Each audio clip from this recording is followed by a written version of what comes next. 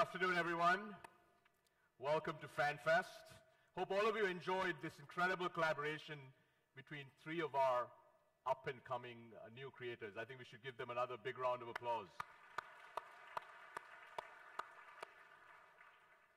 Welcome to YouTube Brandcast 2018.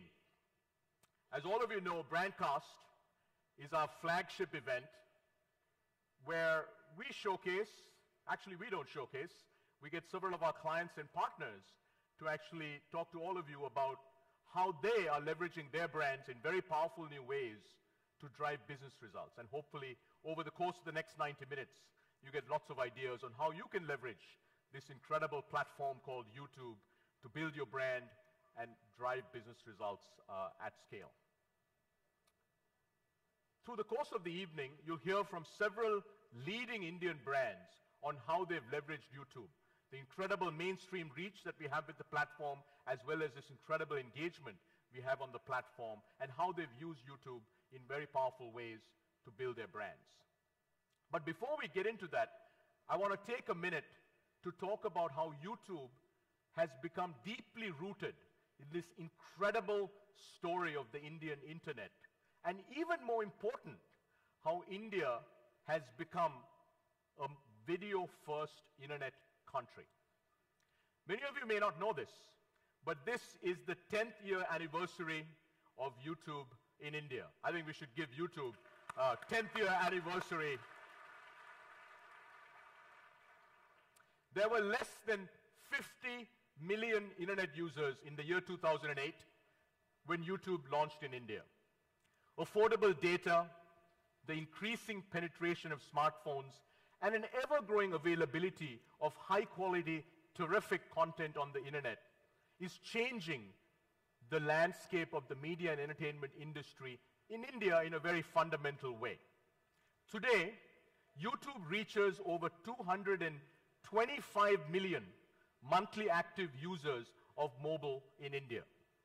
By 2020, India will have over 650 million internet users. And at the current growth rate, over 500 million unique Indians will consume online video in India. It doesn't really matter what industry you're in, what kind of consumers you serve. I'm sure all of you will agree that a platform today with 225 million unique reach and one that's on its way to get to 500 million will clearly be able to drive the kind of impact that we've never seen before. Less than 20% of India's population is proficient in English. So not surprisingly, over 90% of time spent on digital video in India is in non-English. It's in Hindi, it's in Tamil, it's in Kannada, and it's in all the local languages that the hundreds of millions of internet users in India are proficient in. And these hundreds of millions of Indian users are highly engaged with this content. YouTube today has viewability of 95%. In the 10-year journey that YouTube has had in India, we've gone from providing short-form videos to a whole variety of premium, very high-quality content. Today, YouTube is a powerful platform for users, for content creators, and advertisers alike.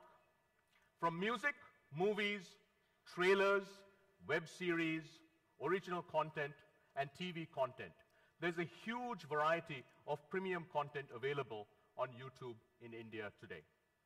All this combined with this incredible growing base of popularity of content and this incredible emergence of a creator community differentiates YouTube from all other platforms in India.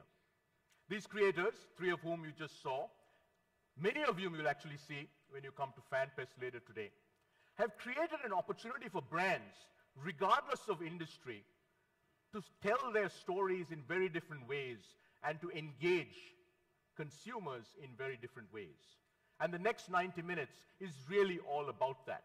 How do you think about storytelling? How do you think about driving business impact in very different ways? To celebrate the success of these creators, for the very first time, we took YouTube FanFest national.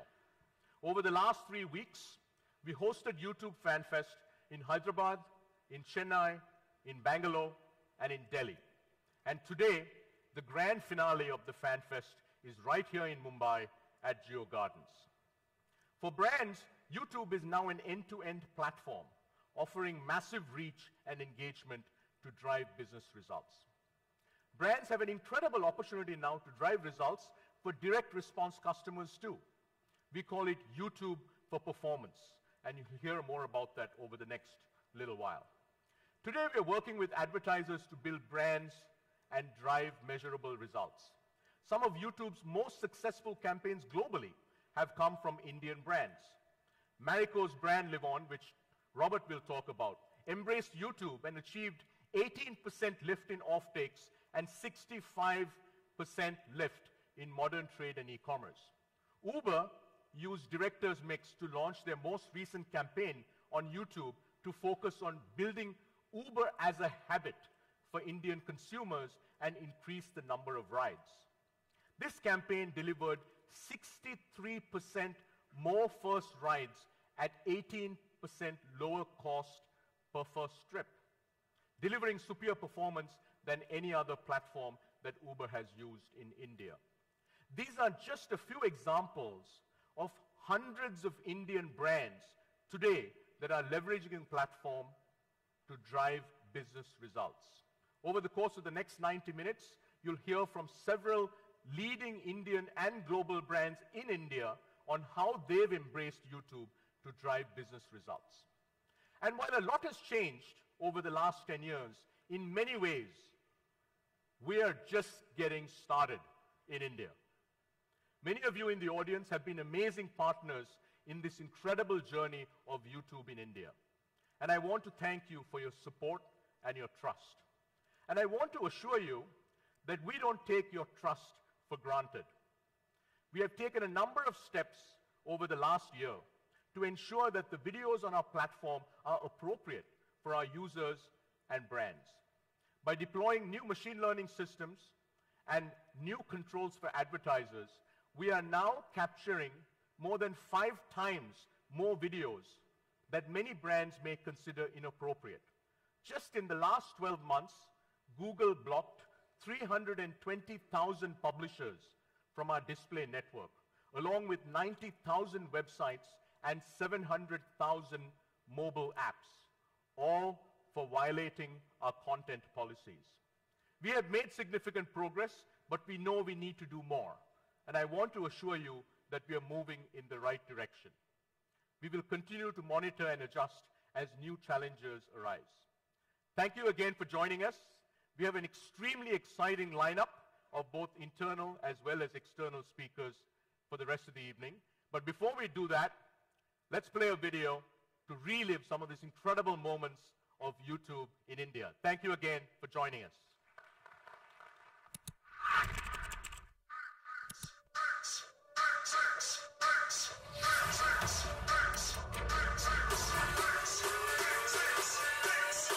Hi, Auntie.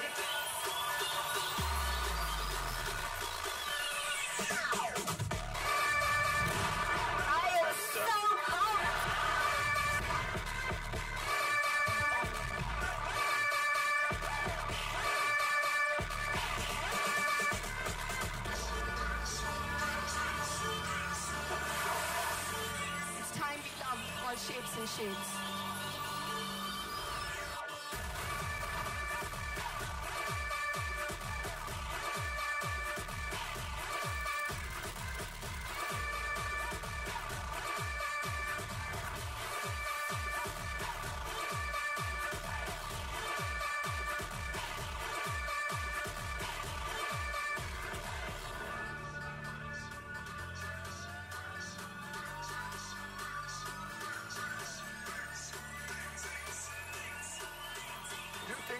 I'm mad, but mad only becoming famous. Every single time. Join us.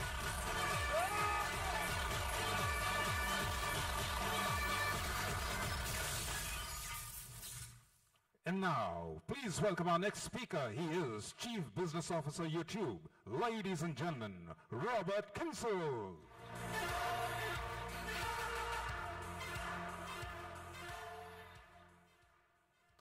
Good afternoon. Good afternoon, Mumbai. I've been here for a week and I still don't know when to say Mumbai and Bombay. Nobody explained that to me. I want to thank Rajan and his entire team for driving the success of YouTube in India. It's been a phenomenal journey for us over the last 10 years, and it's absolutely impossible without the partnership with you that is facilitated by Rajan and his team, so thank you. I'm so thrilled to be here in what is one of our most important markets. I spent the last week meeting with some of you, with top partners in India, leading brands, agencies, media companies, and independent creators.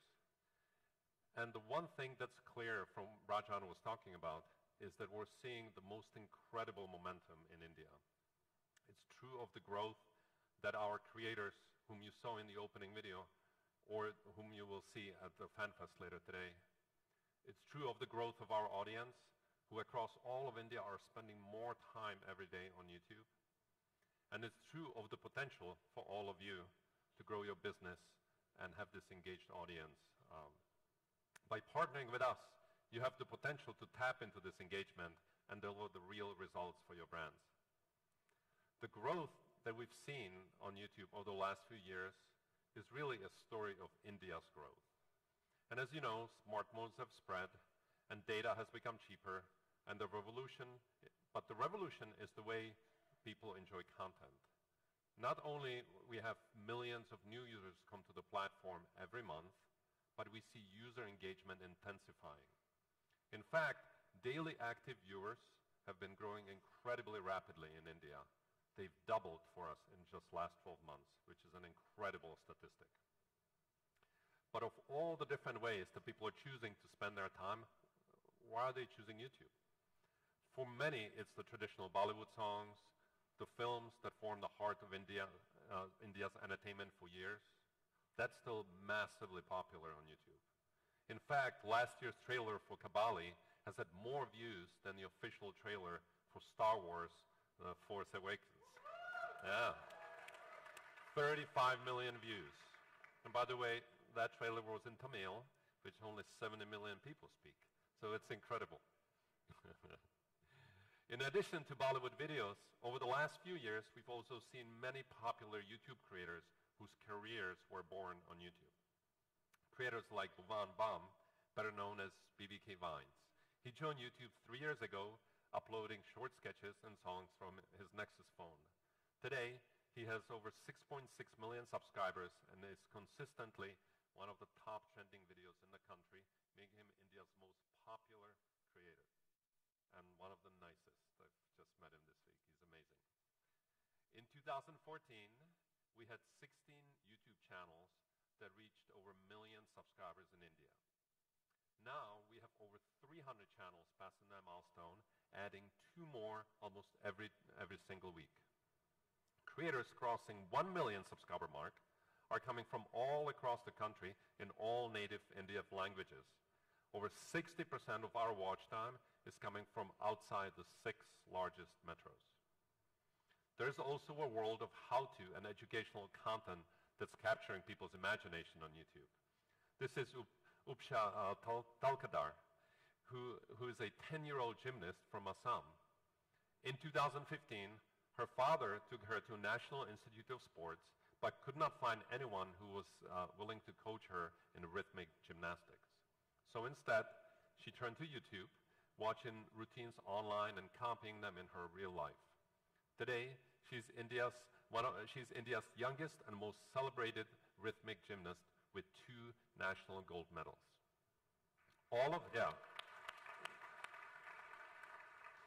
this great content, from traditional entertainment to music to native creators to educational content, is drawing attention of over 225 million smartphone users across the country.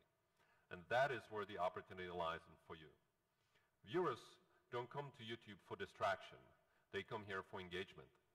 And according to a study conducted in partnership with Ipsos, 85% of subscribers watch new videos from their favorite creators within 2 days. And that engagement also applies to your ads. That same Ipsos study said that subscribers are twice as likely to pay attention to YouTube ads as compared to any other video platform, including TV. And you can be assured that they're actually seeing your ads. Greater than 95% of YouTube ads are viewable. This is the highest rate in the industry.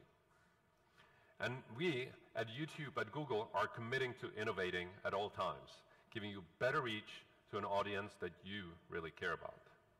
Recently, we announced that YouTube campaigns can be targeted by signals across multiple Google products: Maps, Google Play, and Search. So we can use powerful machine learning technology and help you reach audiences and know, based on their intent, what they want. You'll hear much more about this later today. But building brands is still very much about content and storytelling. That's true with epic ads that people love and share. Like LG's inspiring astronaut ads, which is one of my favorite, which you can see here. It has over 100 million views despite being 3 minutes long. It didn't stop it from being one of the most popular ads of the year. And it also includes shorter bumper ads, which studies have shown that they can pack a punch in just 6 seconds. In fact, 9 out of 10 bumper ads lead to 25% lift in ad recall.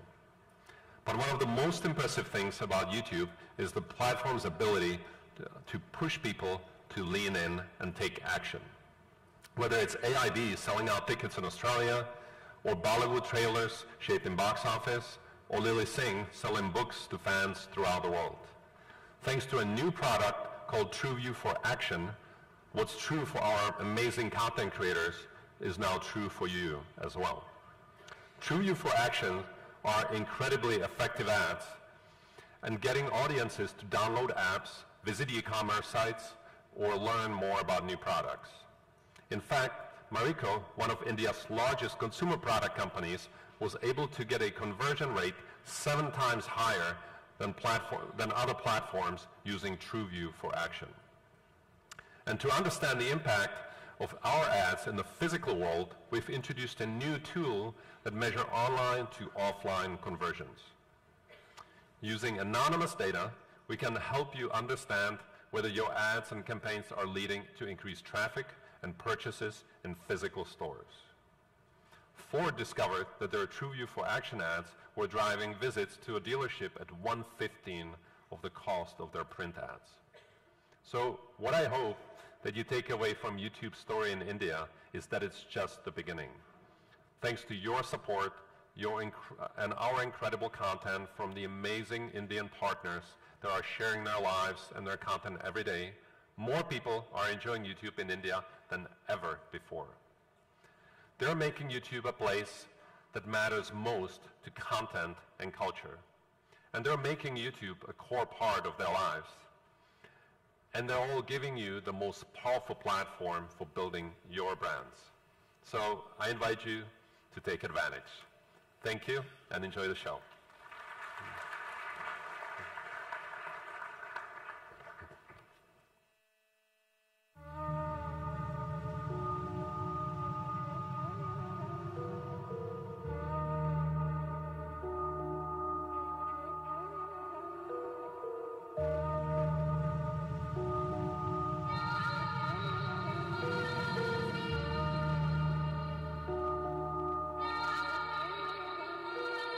Pregnant.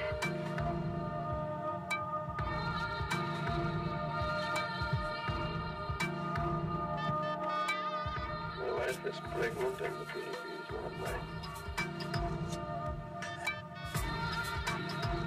Am I doing all this nonsense? I'm not doing all that nonsense. Come.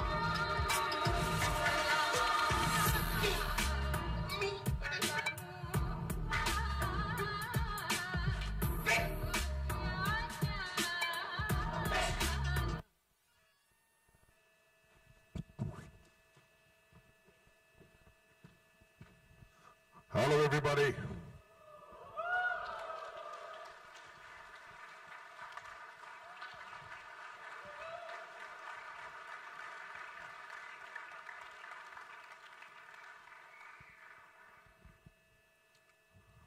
Lovely set, isn't it? Isn't it beautiful? It's also beautiful because you beautiful people are sitting in it.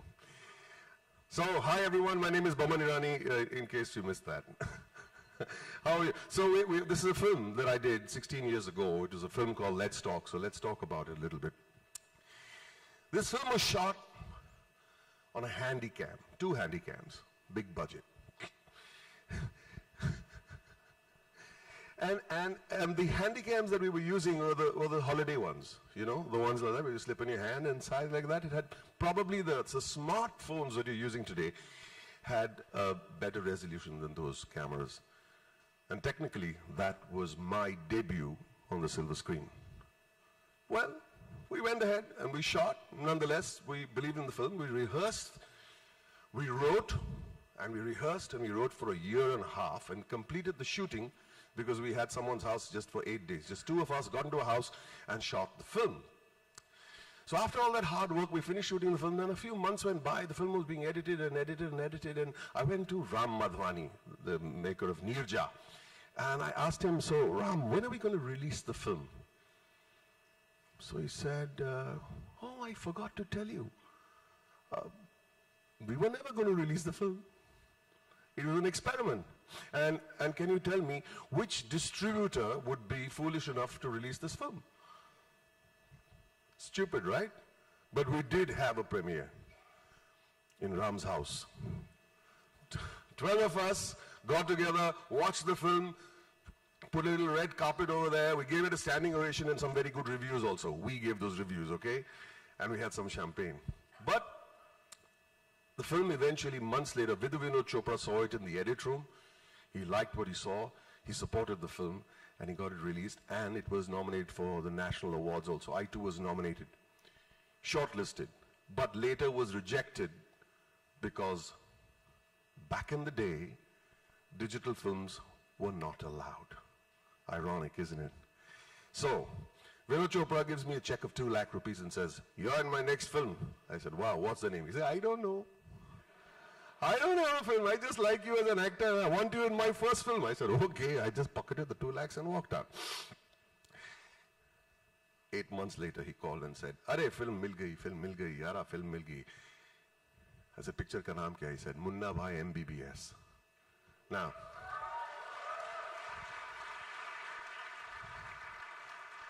well, that ended well. Thankfully, that ended well. And here I am standing talking about it 16 years later. But can you imagine if YouTube was around at that time? My God. Can you imagine? I mean, come on, for YouTube. But the good news is that today, it is around. And many young actors, writers, creators do not have to worry about the issues that we had then. And I can see the same passion in today's creators. Shoot and upload, and you're connected to millions of Indians and people across the world through your honest, personal, and self-expressed content. Today, you have a weapon. Today, you have a distributor. Because today, you have YouTube. Come on! Thoda excitement dikhao yaar. We're getting so much excited from this lady. You're Indian? No. I thought so. I guessed. I'm sharp, aren't I? So today the YouTube Ad Awards are the ones that recognize brands that have made an unskippable impact on the audience. This is the space where every brand wants to make its mark.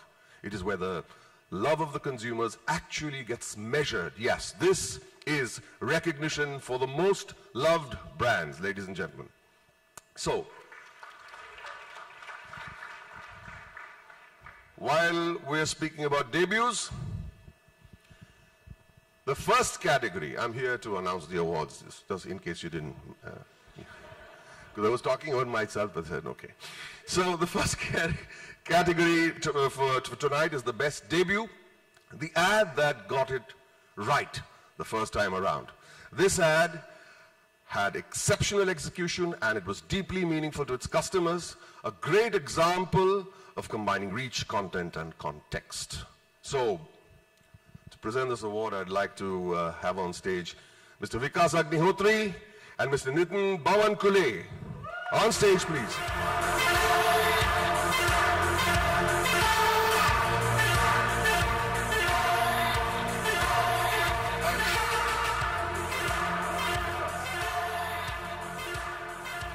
Hello. All right. So here we are to announce the award. Hello. They haven't won, huh? They have to give it now. Okay. And the award goes to Go Ibibo for Meet Deepika Padukone's new BFF. And to receive the award, I'd like to invite the Go Ibibo team on stage, please. Come on, give them a big hand. It's the first award for tonight, ladies and gentlemen.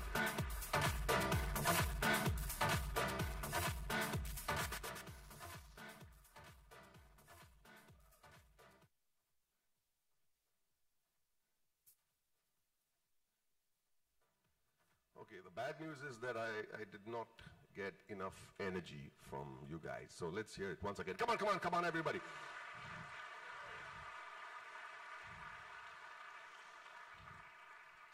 I'll see you in a bit for the next award.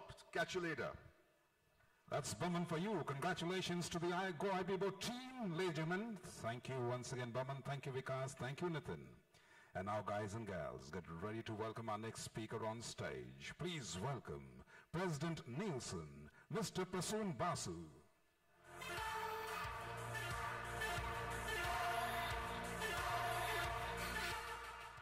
Hi, good afternoon. Sorry, my voice is a little hoarse today, so you'll have to bear with it.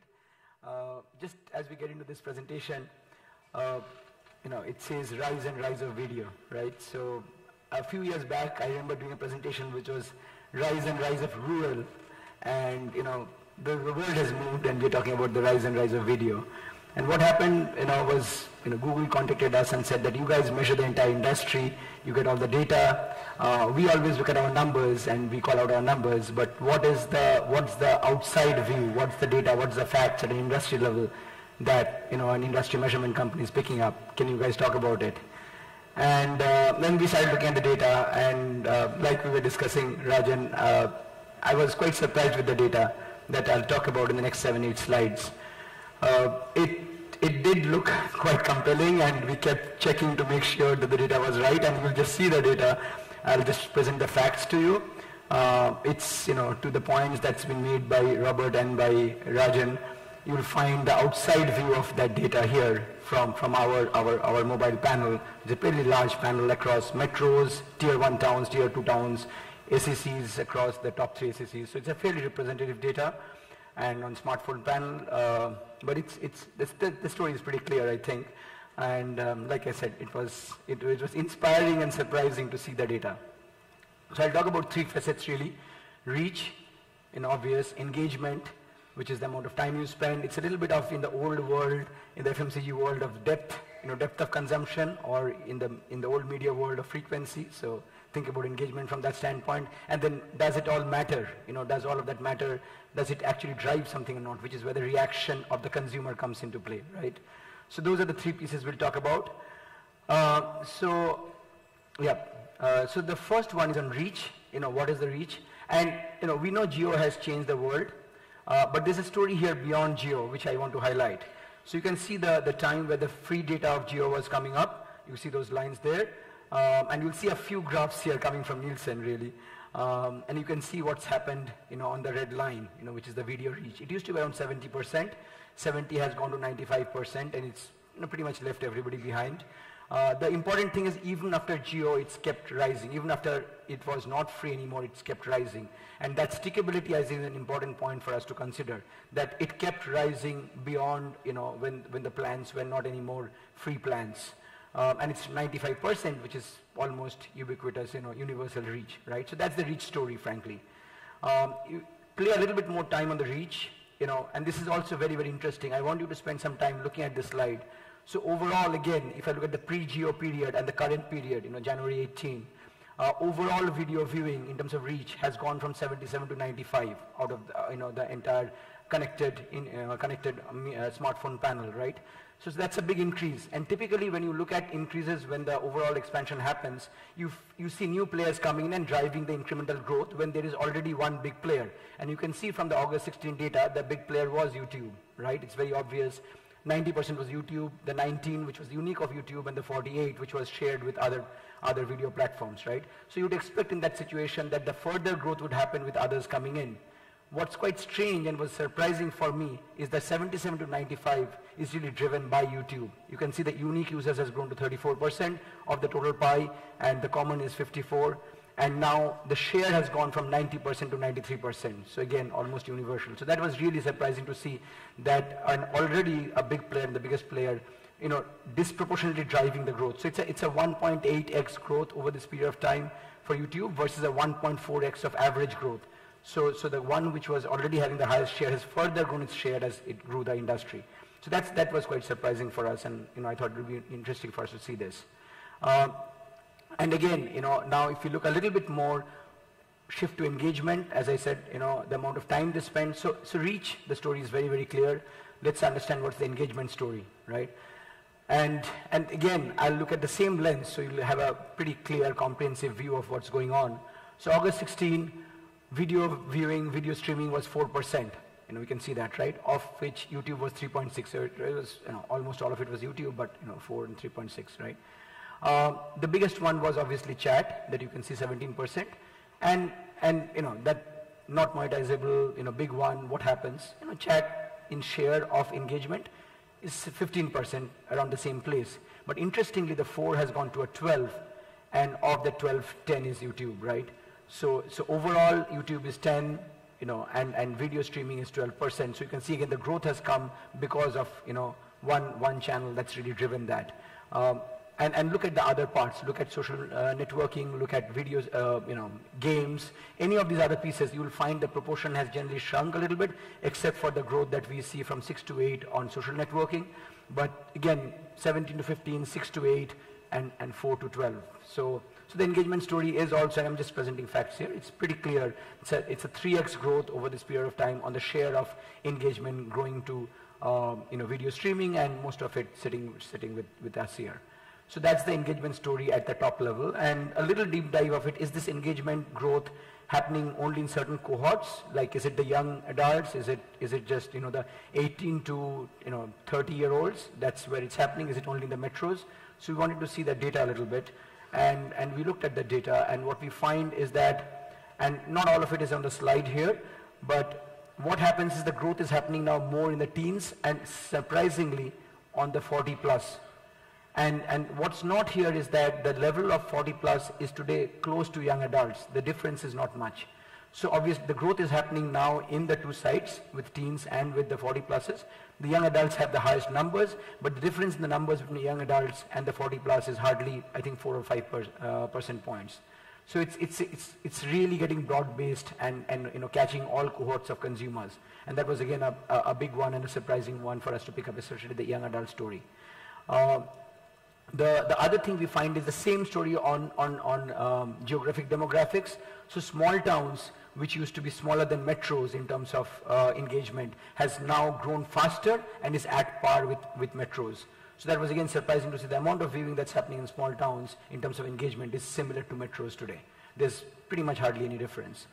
So again, the engagement story is pretty compelling, but we get reach, we get engagement, good stories. Is it driving really, impact and sales? So all the work that happens in the sales impact genre is really important to see whether performance is happening or not, right? And if you look at a couple of scenarios, these are what we call MMT studies, matched market tests, where you look at markets where video is there or digital is there, and markets where digital is not there, and you compare it, and there is a controllable way in the stats world to really delineate out the effect. And when you do that, what we find is the effect of YouTube is 15% in terms of driving sales on top of their other media. So when you look at markets which had a YouTube media plan and the others which didn't, and 15% is I would say in my experience a big number in terms of sales impact, sales lift. This is the average number, and I'll show you one case which is one of those cases which I think is quite a compelling one and drives a message. And Rajan talked about content quite a lot and original content and all those things. So if you look at one case from L'Oreal, I know L'Oreal is going to be up on stage shortly as well. So when you see only YouTube, you see a 15% lift. That's the media impact, right?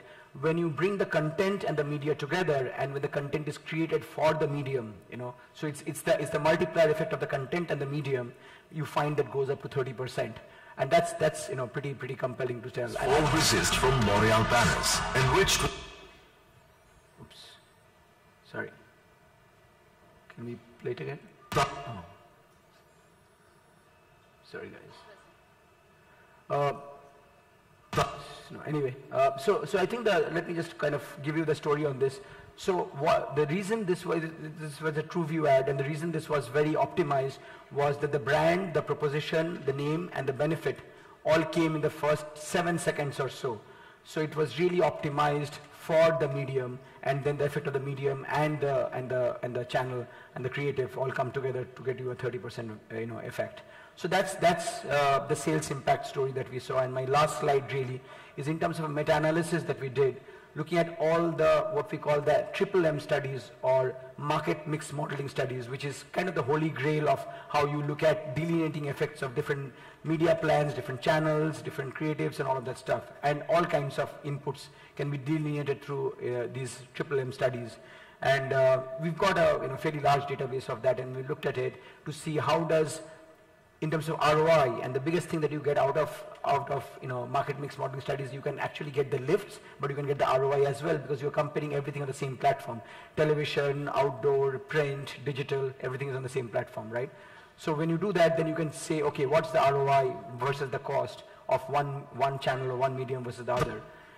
And what we found out of our entire bank and meta-analysis of M studies was that if you take television as an index of 100, print comes out on the ROI at 51, and you can see online video, which is pretty much dominated by YouTube as we saw it, coming at 124, which is 24% more than television.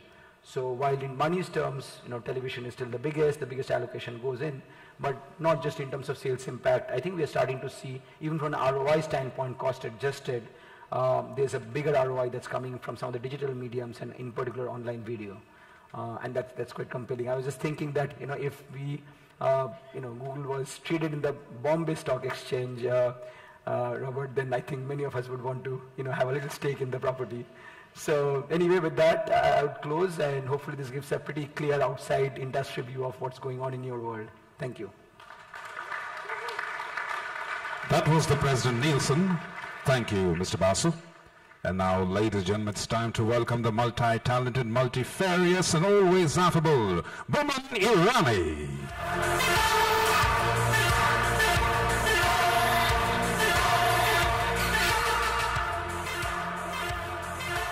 Hello. Come on, man. Hello. Okay, I'll tell you a little story. Many years ago, I was on a flight, and I was sitting there, and I tend to become like airline crew welcoming everyone. Hello, good morning, I do that. And everybody smiling, shaking hands, walking in, and one guy, like many one guys that we know in the world, was talking on the phone loudly. Oh, God, and everybody's turning around looking at him, and then he did the unthinkable. He looked at me and said, Hare, my favorite actor, Kamal ka hai, I love this actor, my favorite actor. He's talking to the guy and said, 1 minute, मैं बात कराता हूँ. And he approached me, 1 minute. And he asked me, भाई साहब, आपका नाम क्या है? The whole flight was laughing. And then I said, कोई बात नहीं, भूल गए नाम? होता है. He said, नहीं आ रहा है. बोला, no problem. And he said, J. Asthana. I said, that's great. Believe me, it was actually a moment of pride to be thought of J. Asthana instead. He remembered the character, which was more important. But it was a funny joke, wasn't it, huh? Embarrassing as hell. So characters are enablers of storytelling. They absorb the story and become the vehicle that delivers it right to the heart of the viewer. A story is most heard when it is relatable And ads are nothing but stories told by a brand. The art of storytelling is made even richer when it's told through someone who has at a certain point been an audience member themselves. So the next award we'd like to announce is, we'd like to call it a brand that knew its audience, what it likes and what it expected out of the brand. Their partnership with YouTube makes them the top creator brand collaboration on YouTube for 2017. So may I then please welcome on stage Ajay Vidyasagar. Clap, clap, clap, come on. And the alliterated Sam Singh. Please come on stage.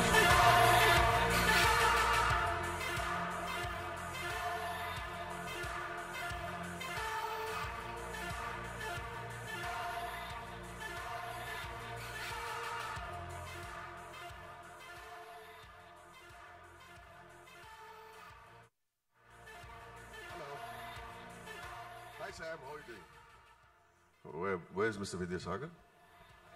No worry. Go down, please. And the award, are we ready? Thank you, ladies. Thank you very much. And the award for brand integration goes to Xiaomi for integration with TVF Bachelors featuring BB Key Vines.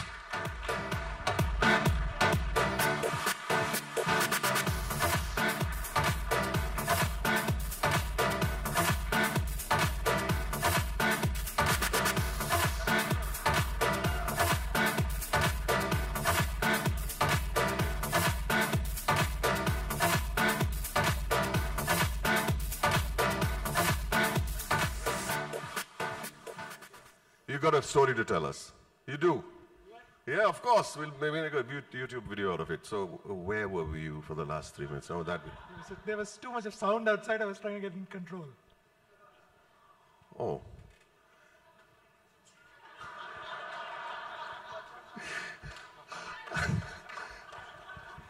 That was a good answer, even if it wasn't a convincing one. Thank you, ladies and gentlemen. I'll see you soon.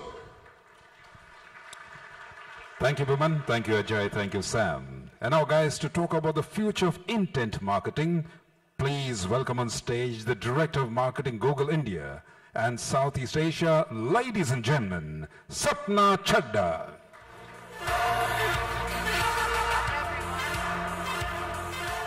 Hi, everyone. I'm Sapna, and I head Google Marketing here in the region. What does that mean? Well, that means I'm an advertiser, just like many of you. And I'm focused on getting our users to engage across all of our own products, from search to the Google Assistant to YouTube. And my day job pushes me to think about many of the same things that you think about on a daily basis. But what's slightly more fun than my day job is I'm a mother to 6-year-old twins. And in my house, we play a game called Musical Statues. Not sure how many of you know about this game. Basically, play a song, music stops, you freeze, if you move, you're out.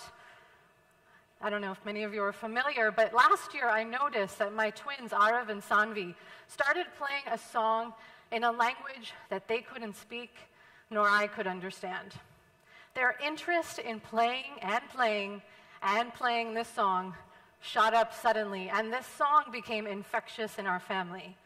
I thought it was really fun, despite the fact that I actually couldn't pronounce many of the words very well myself.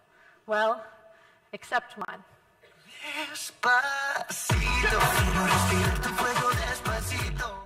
It was only later, as Despacito became the biggest hit of the decade, and perhaps of all time, that I began to think about the factors that made this video's success possible.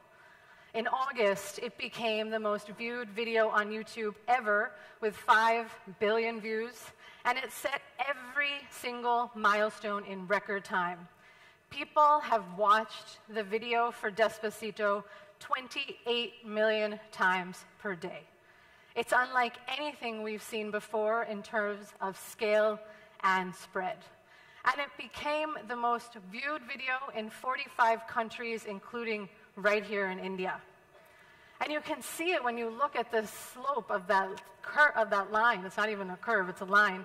Because hitting 1 billion from other mega hits like Gangnam Style and Justin Bieber took a lot longer. Look what happened with Despacito.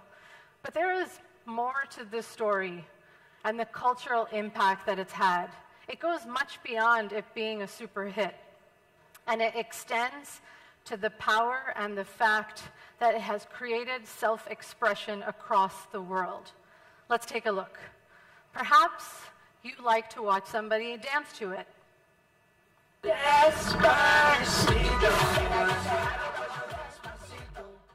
Perhaps beatboxing is more your style.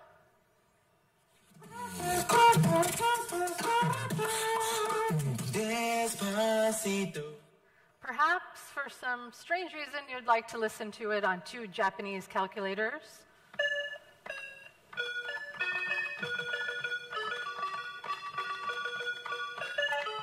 Or perhaps you just really love cats.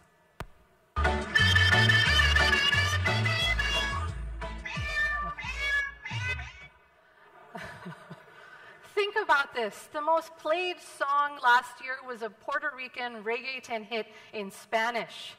And it has inspired covers from Indian classical to Bharatanatyam to renditions in Hindi, Marathi, Telugu, Tamil, Malayalam.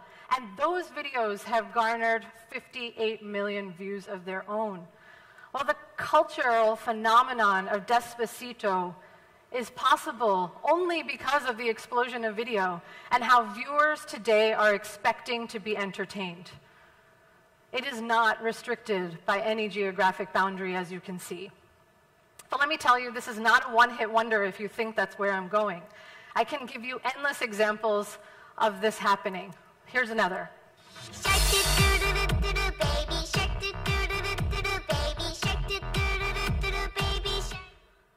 I don't know how many of you know that. Sorry for all the kid examples. But this song, Baby Shark, went viral in Indonesia, and it transformed into a global hit called the Baby Shark Challenge across the world. Over 500 million people watched that. And it inspired parodies, and right here in India, our very own Choo Choo TV created their own renditions of the Baby Shark Challenge, and their own videos got 40 million plus views.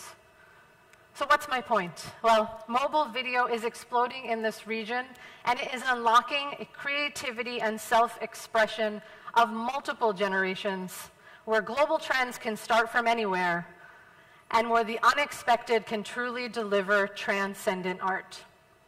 This year, we saw more than ever brands tapping into these cultural moments as well, building their own phenomenons, creating their own conversations, and really pushing the envelope. Take, for example, Vicks. They broke stereotypes by taking on 2 controversial topics, adoption and transgender rights, told a story that will stay with you much longer than its 3-minute runtime. The video garnered 9 million views in the first month, but more importantly, it delivered beyond breakthrough, conversation, debate, engagement, people talking about this. And this is just one of the many examples that we have where brands are marrying their philosophies to try and engage with conversations as well. These stories and so many others show the increasing impact of video and YouTube on our culture. But why is it so powerful? How is it so good at changing and shaping culture and shifting mindset? Well, at YouTube, it comes down to one thing, and that is our engaged audience. Let's focus on India. We know that there's 225 million people watching every month. And while YouTube is a platform that attracts the youth for many reasons, we've seen incredible growth across all age groups, just as Prasun said. As per ComScore's Videometrics multi-platform reporting in India, we've seen 85% of all internet users 18 and above on the platform. And even amongst 55 plus, our reach stands at over 80%. And while we can continue throwing stats at you all day, and I know we've been doing a lot of that, let's talk about the why. Well, as Rajan said, it's our 10 years anniversary in India, and if you think about it, people have grown up on YouTube now. Some of those people that got online back then, today they're parents, and they're using YouTube for everything that they need, and they're continuing to use it in new ways. But what we found is that from millennials to working parents to professionals, they are all going on to YouTube with intent.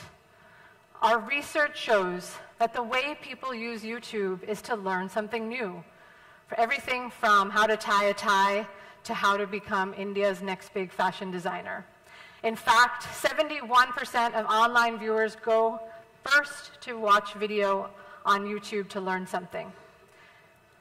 Just recently, we asked viewers to tell us with the hashtag #YouTubeTaughtMe what they've been learning on YouTube, and we saw 331 million impressions of all of the various things that people have been learning on our platform. And it was really inspiring. But so what does this mean for us as marketers? Let me boil it down. We all are trying to answer the same questions. Am I reaching the right customer? Am I relevant in their moment of need? Am I connecting with them in a way that feels real? Well, wouldn't it be amazing if we could use the power of intent to connect with our audience in a meaningful way? That's what's made search so powerful for so long. And in recent months, we've been able to use those search intent signals to make video advertising stronger. But it's not just search. As Robert mentioned, we've worked hard to connect many of our Google products, from Android to Maps to Play, and we're using machine learning in a way to have all of those intent and behavioral signals anonymously work to give you advanced audience solutions and targeting that you haven't had before. Many of you have been asking for this for a very long time, and the initial results look as promising as all of you believed was possible.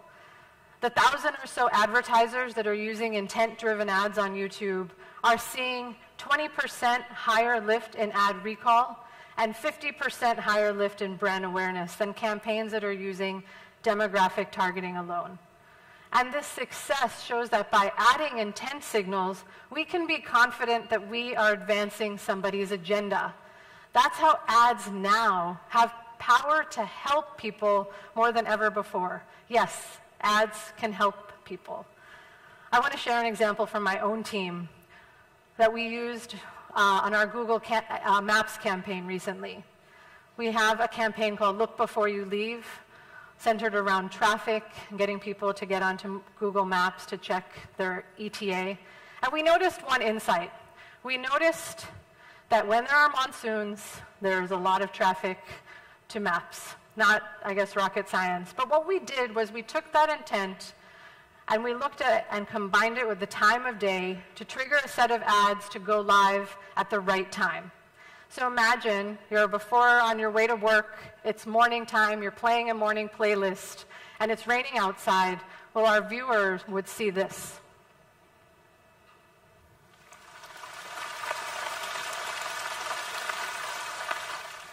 Our Google Maps ad would pop up telling them to check before they left home to see how much delay the rain would cause.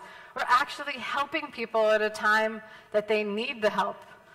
And the results were staggering, I guess not surprisingly, because it's contextual, and the creative was contextual, and it drove an uplift in awareness compared to our other ads. And we also saw 40% growth in our daily active viewers. And I love this example because it relies heavily on a simple insight, that an intent signal that YouTube helped us tap into, and leveraging the weather APIs that we have with us, can build a great and performance campaign. It doesn't always have to be about flashy creative to make our marketing muscle work. But once past targeting, your creative still does need to work, and we know that. And to create more relevant ads in today's age, we know that the answer is personalization and personalizing at scale. But that typically means that we need more creative assets. And we all know that creating creative assets is a pain. It can make your processes harder, it drives up production costs, and if your team is like my team, they don't like doing this. But we've launched a tool that helps to eliminate these obstacles. It's called Director Mix. With Director Mix, You, or typically your creative agency, gives us the layered files for video ads. We then can create dozens or even hundreds of personalized versions of your story. We can swap in image, text, font, audio, etc., and then we can serve it based on the intent signals that you've told us that you want to use. And leveraging machine learning, this now becomes possible, just like the Uber example that Rajan shared earlier. We also have seen Johnson & Johnson recently do this, not only in terms of using director mix, but thinking about the power of sequence and storytelling over time to emphasize their core USPs. The results there were also great, 6% lift in recall of viewers of their bumpers. As you reflect here today and what you're hearing a lot of things from a bunch of us. I want you to just take away a few things. Think about how fast things are changing. Remember that Despacito example. It's crazy what we're seeing today in terms of how culture is being shaped overnight and how marketing is changing as well. We are all a sophisticated bunch of marketers who know what we want.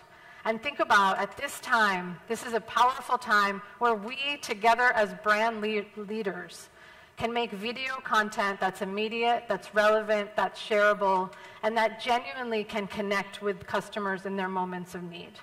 The future is intent marketing, and I hope you realize that that future is actually right now. Thank you.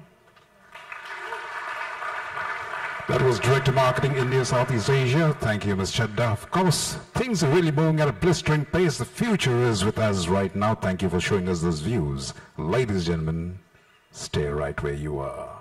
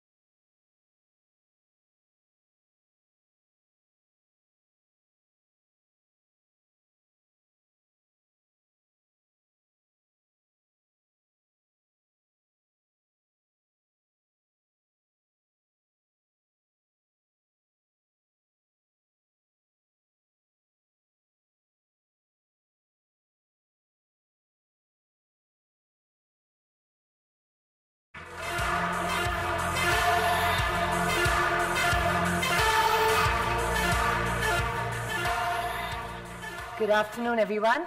I loved seeing all those beauty references in that little skit, so that I think was a good prelude to this session. So L'Oreal has been leading the way in beauty for over 100 years, and I think the big inspiration at L'Oreal comes from all the diversity that exists in beauty around the world. And in that context, in India as well, L'Oreal has always brought a fine balance of both global launches mixed up with really customized, created for India innovation. For instance, the kajal that's been in every Indian woman's bag found its way in an innovation as a twist-up kajal colossal, which modernized it. And that's really, there are many more examples that I could talk about, but I'll move on. If you actually look at India today, the fastest growing beauty market really in the world, we're seeing some fundamental changes in beauty. First really is the growing younger demographic, and very different from the Western world is that fact, and they have a very keen interest in grooming and beauty. The second, of course, is digitization, but what it gives us is a connectedness and a keen interest, so access to trends that are happening real time across the world. But not just that, it's what we like to call in L'Oreal has heralded an era of social beauty, where you don't know when you need to look your best and who does not want to look their best on social media. And lastly, of course, e-commerce, and we've been looking at some of that, which has enabled a new level of access to products. Traditional categories of mass hair care, skincare, of course, remain very large, but the reality is that today we've seen a huge rise in increase in both interest and adoption of new categories. Let's talk about hair color very briefly. Salons today really have seen a huge influx of consumers coming in, wanting to sport the same hair color or style as their favorite YouTuber, favorite influencer, whether it's local or global. Equally, makeup is the fastest growing category in beauty today. And early indicators show almost that a 5x growth in consumption on YouTube content. Not just that, we've all seen the new crop of influencers and content creators that have come up all around us. For all of these interests, though, the truth is for us at L'Oreal that these categories are still developing. So for instance, we have penetration of kajal that I mentioned, which is at, say, 83%, but there's only about 51% of these consumers who even use it every day. So the big task for us is to build desire, relevance, and then comfort through education to use these products, which at L'Oreal is our day job. However, in that context, if I move on and talk about what is the truth for us is there is this very connected consumer, and this consumer is seeking inspiration, information, access, and a lot of education through all of this online. And therefore, digital is at the core of everything we do. The consumer we talk to actually ranges, and to put it a little simplistically, from a beauty novice who's taking her hesitant first steps towards beauty, a beauty enthusiast who's really saying, okay, I know a little bit and now I want to learn a bit more, tell me how to use these products, and she wants to expand her repertoire, and really a beauty lover who wants to experiment and is really hungry. And what digital does is it allows us to customize from insights to targeting to really what we've been talking about, again, personalized storytelling in how we address their diverse needs. How video really has, in specific, helped us use video to address these core business challenges is going to be some of the quick examples I share with you today. The first one is on brand Maybelline. Maybelline is the largest makeup brand in the world. In India, again, lipsticks as a category is the biggest in makeup, but again, only 1/3 of those who own lipstick use it every day. So a key job for us in this category is really, how do we really get women to use lipsticks more often? So how do we build more occasions for lipsticks? But also, how do we use the right content that is customized to them to get the desire going? And what we did, therefore, last year in the festive season, which is one of the biggest occasions for makeup, is really to use a very targeted audience approach and serve the beauty novice with really occasion-led creatives. You serve the beauty enthusiast with very product and information-led creatives and really build engagement through music and other things infused in it to the beauty lover. And the results that we really saw in this is that we really had a growth at 1.3x of the category growth in that festive period. And we were also the #1 brand in lipsticks on e-commerce during the campaign period. The second case that I want to share with you is the launch of a new format called Micellar Water. Now, what Micellar Water is really a new category that has taken the world by storm in the last couple of years. Makeup removers as a category, practically non-existent in India. clearly all of us in beauty have been focusing more on getting people to use makeup, which itself is a large task. So we said now, okay, and my team is sitting here, how do we really get together now and tell them how do you remove makeup more effectively? So the key challenge, we said, is how do we quickly identify early adopters for a new format? How do we then really, and we realized that the highly engaged beauty consumers are on digital. So we went to really building an end-to-end digital campaign. We also had a large base of a makeup audience that existed with us from our past campaigns. We made the decision to use long format creative to really showcase the whole story, drive engagement, and at the same time seed in a new gesture. So let's see a truncated version of the video.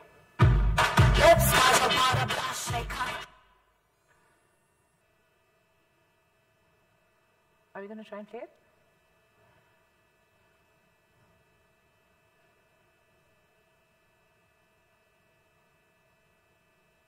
Okay, I think the video is not playing. So do go and see it, because that video is, I think, upwards of 37 million views with 20 million in the first month. And what we did to keep the excitement going is really use 100+ short customized videos. I think Sapna was referring to something like that earlier, to contextualize the message to different audiences. So you could be, I think that you're trying to play the video? Okay, so this is that. So basically, depending on what the consumer is really doing on YouTube in terms of her intent, which has taken her to YouTube, sees really customized stuff. So a lot of how-tos on makeup. Bridal makeup takes forever, removing it doesn't, kind of context, and then playing the video. So cumulatively, 37 million views, people who have watched the thing. Brand awareness went to 24% within 3 months of launch for an absolute new category. And it was our largest selling SKU on e-commerce in the first month of launch, at 2x of our next SKU. So really, India first project that is now a global best practice. So really, if you look at it at L'Oreal, we're clear that digital media, when done right, delivers results. What it does give us is the power to uncover really behavioral insights about our consumers, identify, target the right audiences, and deliver the right contextual communication. And this works even for more mass brands. Our most mass product in our portfolio really is Black Naturals sachet, which is the hair color sachet. Okay. And what we did really again here is to use, this sees a large chunk of our spends on television as well. But what we used YouTube specifically is to sharply target men. And it helped us to build a database of consumers for future targeting. We saw a 2.5x growth in sales during the campaign period, and also saved some monies in the process with better plan efficiencies. So really, to summarize for us today, our consumer today lives online. The major task for us is to win share of heart, mind, and wallet for disconnected consumers. It's clear to us that video as a format and YouTube as a platform allows us and enables us to inspire and engage our consumers in a way that was not so easy to do before. To that end, I really believe that the right to win in beauty, and finally, really build a successful bond with consumers, or build a digital love brand, as we like to say at L'Oreal, will belong to those who win with the online consumer across various touch points. Thank you.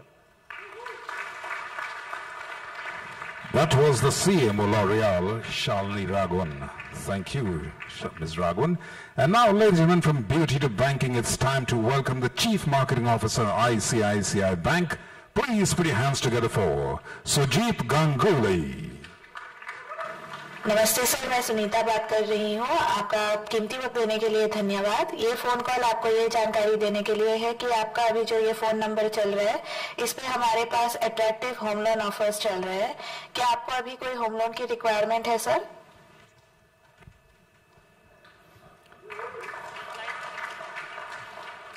Sounds familiar, right, this call? I'm sure all of us have received it before getting into a pub or a movie sometime, but maybe no more. Hi, my name is Sujit. I handle brand and communications at ICICI Bank. At ICICI Bank, we believe that if we don't play a relevant role in the consumer journey, I don't think we'll have a successful business model. And I'm here to tell you about something that we did different in our loans business, something different that we did on the digital side, and how did it pay off for us. I keep forgetting to click this button, so I should remember it. ICICI Bank, I don't think needs any introduction among the people here. Largest private bank in India. We revolutionized the retail financial space in India in the last 2 decades. As someone jokingly said, in fact, but it's true that we popularized the word EMIs in India in the last 20 years. While we are a universal bank, more than half of our business is retail, and within that, the largest business is home loans. Not only is it large, it's also growing pretty rapidly. Just to give you a context, in the pre-internet, pre-mobile era, what would happen? How would people buy a loan? Because it was the single largest investment that any one of us would do in our lifetime, people preferred to walk across, meet somebody in the branch, have a long face-to-face discussion, and then decide to take the loan. I mean, it was natural. And even the home loan filling process across all banks is pretty long. 40-field application form, you fill it, and somebody appraises it, and then we say you can get a loan or not. People who didn't walk into the branch, banks would reach out to them on phones. But what was the challenge of calling out? One, we would reach out to people who didn't want a loan. Second, if people who wanted a loan, we didn't know whether they would be eligible or not. So we would send somebody to their home, fill up a long form, come back, and after analyzing it, realize that this man can't get a loan. So not only were we not reaching out to the relevant people, but we were reaching out to people whom we could not give a loan. So it was a double problem. We found an interesting trend a few years back that people were searching for loans increasingly on the internet and on the mobile. While for smaller ticket products in banking, be it personal loans, credit cards, auto loans, this trend started some time back, but people were a bit more conservative when it came to home loans, I guess because the size of the investment is so big. So people took to searching on the net a bit later than the other products. But about 2 years back, we saw that the searches on mobile on home loans were actually overtaking the searches on the net. Interesting. I mean, people were searching for homes and home loans on the phone, which is a small, I mean, we all know, right? This is the size of the phone. So what was the challenge we were facing? If we had to be relevant, what we asked ourselves is it possible for us to shorten, to make that whole process, the long process of buying a loan, can we shorten it and bring it here? When we first thought about it, it sounded ridiculous. How can we do that? But we said, let's build for it. So what we did is that we, instead of adapting the offline process, we just built for the mobile. We didn't want to adapt that process, we built a new process. So we said, can we have a short 8-9 field form, which takes less than a minute to fill, get the basic details, and instead of coming back and telling about the eligibility later, can we tell him instantly on the phone in less than a minute? So if you fill this form, we could tell that you're eligible or not, what is the amount of loan you can get at what interest rate. And suddenly with this one small change, we were able to solve many things. Earlier when we would call, as I said, we would reach out to people who were not interested in our loan, and the people who were interested we could not give them. But with this one change, we were able to hit eligibility ratios of more than 90% on the phone. One small change about a year, 2 years back. Now, coming to the product, I mean, we all know as marketeers if the product is not right, people won't come to us, we won't get business, right? So the insight that we had in home loans was that we all have this thing that the dream home that we wanted to buy sometime, we couldn't buy. You want to buy a 4 BHK, we end up buying a 3 BHK. The dream home somehow eludes us because of the size of the investment. So what we said is that India is a growing economy, people's incomes are growing, so why don't we discount the future incomes and take it into account right now and give a loan higher than what they can otherwise get. So we launched a product called Step Up Home Loans, whereby first time in India, nobody else has it, whereby in this loan you could actually get more than 20% eligibility, 20% loan, higher loan, than what you would otherwise get as of now. So this seemed to suddenly tick with the consumers. People seem to be liking it. So we said, okay, if people are liking it, good product, let's go and advertise it, both on television as well as YouTube and other properties. So we hit upon a good creative insight, and I'll just show you the film after this. The insight was that if you don't have the home of the size you need, what are the awkward situations that could come up? Grandparents visiting kids, and you don't have a bedroom for them, they're sharing the bed with their grandchild. So what could be the embarrassing things that could, so I'll just have 2 films that we made. I would like to show them to you. Can we have the films, please?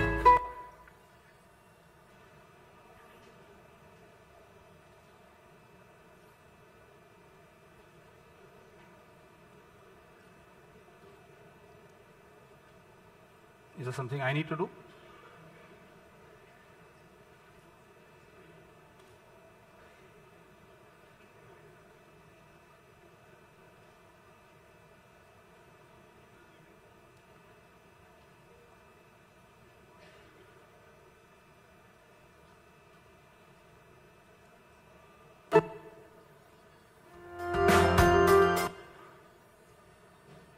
So I think you have a problem with the films. So maybe as Sharadi, okay. So as Sharadi said, I think people can go to YouTube to our channel and watch the film. That's a good tip, good cue I got from you.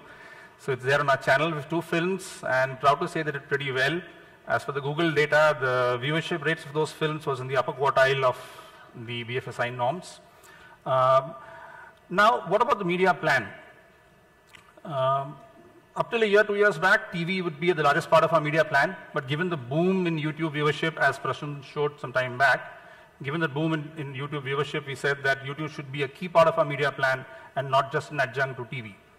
So we ran these films on YouTube also. Not only did we do that, we did something interesting only for YouTube, where we combined the insights of search and YouTube. I don't know, can we at least play that, the 15-seconder? Or, because that's something that will not be available on our channel.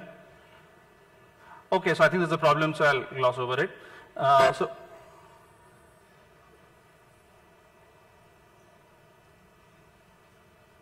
No. So I'll explain what we did. It was a small 15-seconder we built only for YouTube.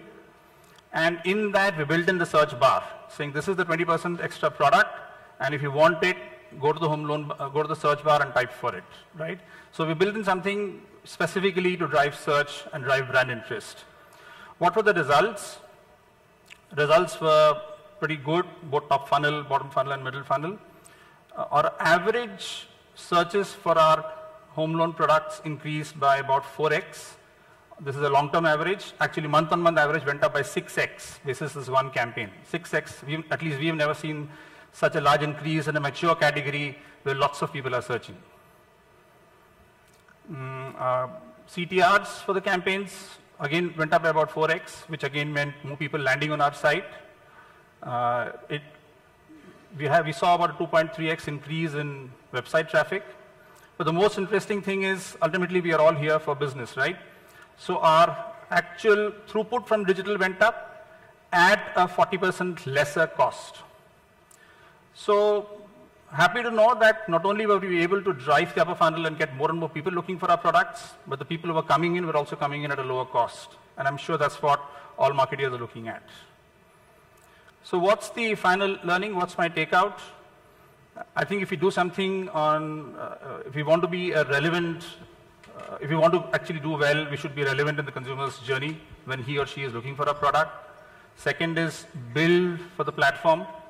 Don't retrofit something offline into online, or don't retrofit a desktop processor to mobile. And I think YouTube plus search has worked for us pretty well this year. Hopefully it will work for us for other products also next year. Thank you.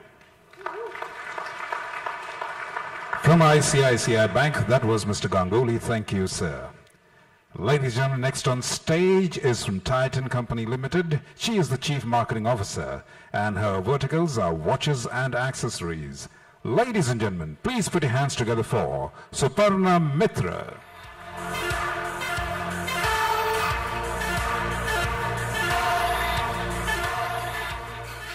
Hi, everyone. It's great to have all of you listening to this really engaging session on YouTube. And I want to tell our story. The first thing that I'd like to say is we are a lifestyle company. We have lots of lifestyle brands. We have watch brands. Titan, the flagship brand, launched in 1987. We have Sonata, which is the mass brand, the economy brand. We have Fast Track, which is the youth brand, which is what I'm going to talk about today. And we have other categories. We have Tanishq, which is the largest, most trusted jeweler in the country. And you know, in these times, that's a lot. We have brands like Titan Eye Plus, which is the eyewear brand, and we have perfumes under the skin brand. So lots of different brands across, all of them reaching out to the consumer. Today I'm going to talk about Fast Track. Some of you in this audience may have been in college in around this time, 2004. This was launched. It was always like a collection within the mother brand Titan, but it got spun off as a separate brand in 2004. And it did really, really well. Now, you can imagine that all of us were talking about changing consumers. This is the slipperiest consumer segment. The youth are changing, generations every 2 to 3 years.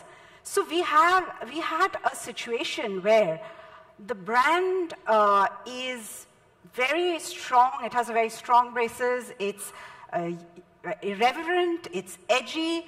It's fashionable. It's affordable fashion. But the consumer is changing rapidly, and with digitization, there is a big challenge. The other point was about watches as a category. Watches, everyone has a watch now, next what? And the whole smart revolution was also at the same time coming in. And so we had this idea that to really move Fast Track into the next, big leap, we thought we would launch a band under Fast Track. We had already started on the smart journey, and we had a very successful product called Titan Juxt under Titan. But today, the case that I'm going to present is Fast Track Reflex. So Reflex is a band.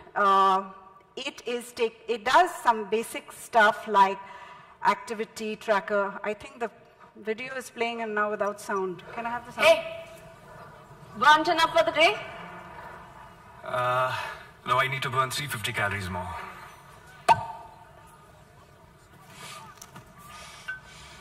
I can help.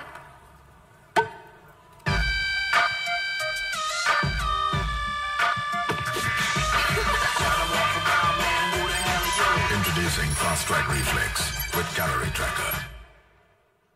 So that's Fast Track, and that's the fun of Fast Track. You take something like a fitness band, and fitness means many things to many people, but for the Fast Track consumer, this is time to gear up for some action. This, as you can see, was a video that got us huge response because it kind of worked in the intersection of so many things that are happening with the youth. There is, all of the trends on fitness, there is a trend on dating, on sports, and all of this kind of converges in this, in the Fast Track Reflex. Now, we know that this video that you just saw, we actually did, and this is really the crux of it, we used TrueView. We got 10 million views on YouTube, and that's good.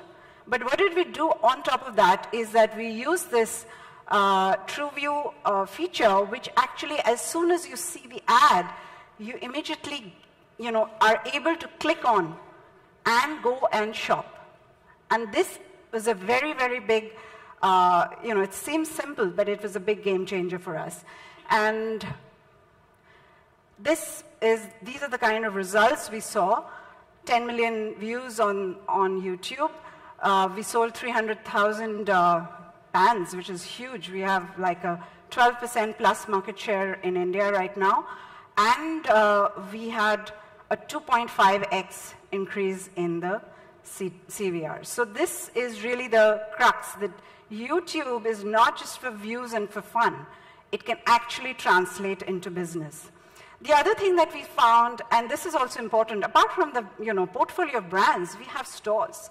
We have 1,500 of our own stores across various formats. And this is where the power is, that it was not just about taking YouTube views into online sales, but actually also into offline sales. So in short, what we found is that more views is actually more sales. Thank you.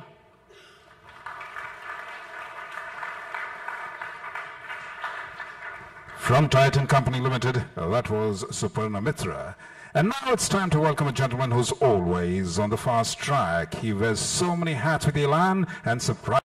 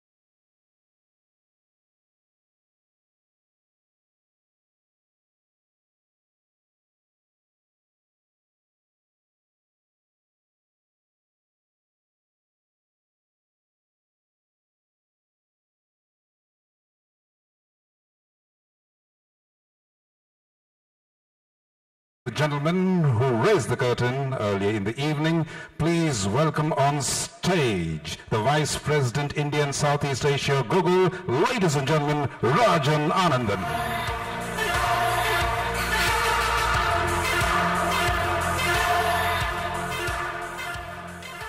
I think, thank you again, Bowman. I think we should give Bowman a huge round of applause.